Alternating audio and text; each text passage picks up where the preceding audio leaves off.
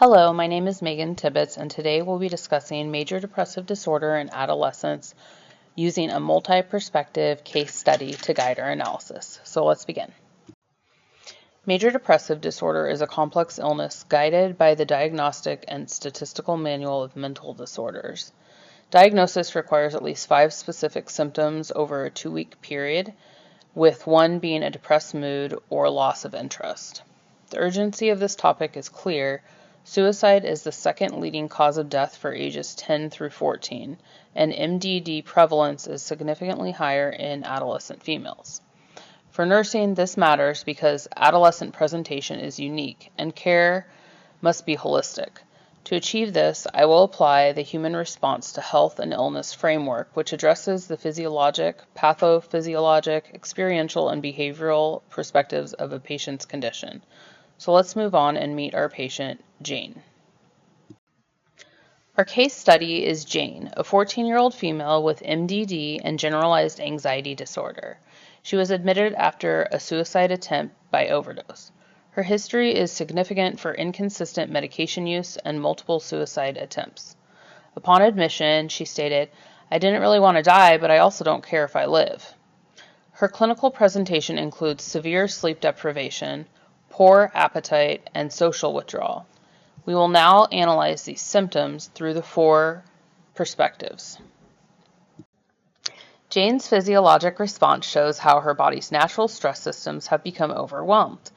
Normally, the sympathetic adrenal medullary systems, also known as SAM, and hypothalamic pituitary adrenal axis, or HPA, activate to manage stress and then restore balance. But Jane's chronic sleep deprivation prevents this restoration, impairing her HPA axis and mood-regulating neurotransmitters. Her poor appetite also signals this dysregulation. Our nursing therapy for this is sleep hygiene education, establishing regular bedtimes and limiting screen time to help restore her body's natural cortisol and neurotransmitter balance.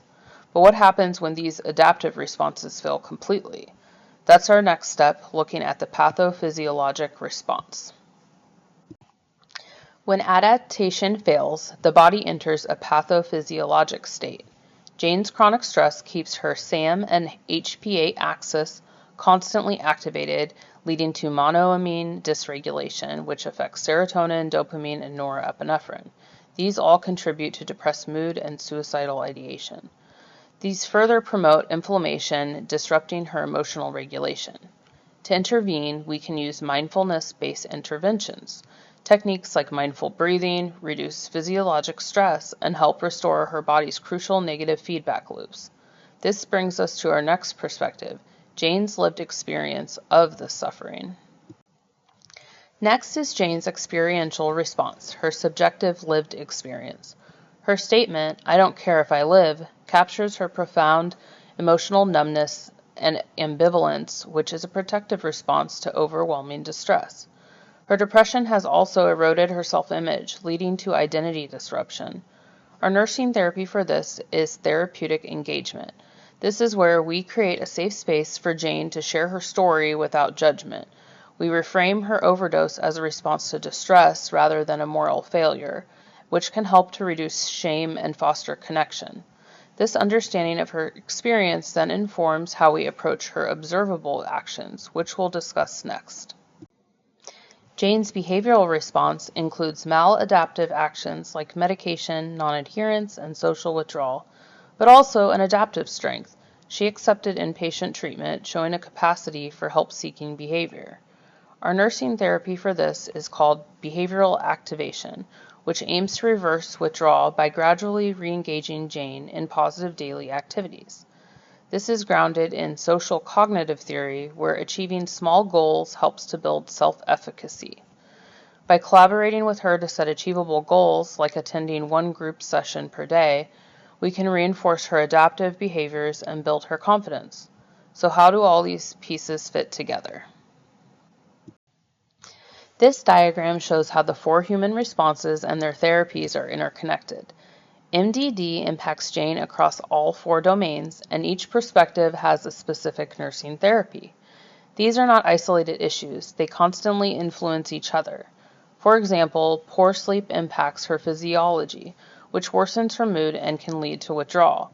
Our goal is to address each dimension simultaneously, creating a holistic approach to her care, while remembering that her adolescent context matters immensely, which we will be addressing next.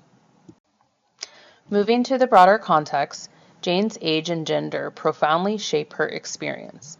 As an adolescent, she is in Erikson's stage of identity versus role confusion, and depression disrupts this critical period.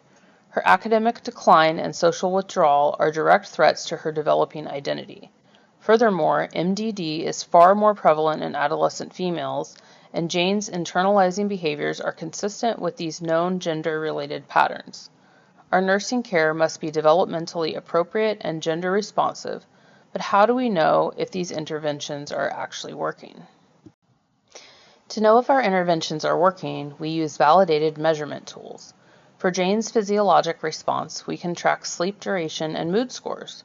For her pathophysiologic response, we use the Perceived Stress Scale. For her experiential response, we can use the Children's Depression Rating Scale Revised, or the CDRS-R tool, which gauges depression severity. And for her behavioral response, we can combine the CDRS-R tool with direct observation of her participation in activities. This combination of quantitative tools and qualitative observation gives us the most complete picture of her recovery. So with these evaluation methods in mind, let's move to our conclusion, where we'll summarize the key takeaways from Jane's case. In conclusion, Jane's case shows that MDD is a complex disruption across all four human responses. The human response framework allows us to apply targeted, evidence-based therapies for each perspective. This holistic approach, which accounts for developmental and social, cultural context, is essential for supporting a patient's long-term recovery. By using this multi-perspective lens, we can intervene earlier and with greater compassion and leading to better patient outcomes. Finally, here is a list of references I used for information to guide this presentation. Thank you for your time.